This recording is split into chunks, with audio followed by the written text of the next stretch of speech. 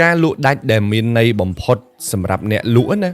គឺទី1លក់ដាច់ហើយភ្ញៀវសប្បាយចិត្តទី2លក់ដាច់ហើយចំណេញលុយ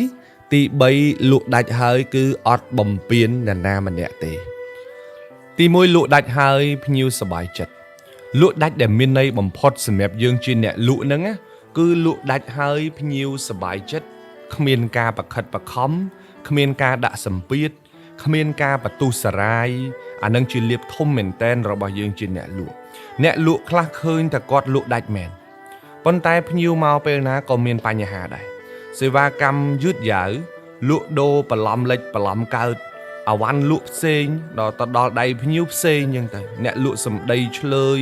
អត់មានក្រមសីលធម៌អីអញ្ចឹងទៅលក់ដាច់មែនប៉ុន្តែលក់មិនបានយូរទេព្រោះភ្ញៀវវាចាប់ផ្ដើមអស់អារម្មណ៍ពីកន្លែងលក់របស់យើងត្រូវចាំថាភ្ញៀវទិញយើងមិនមែនដោយសារតែផលិតផលយើង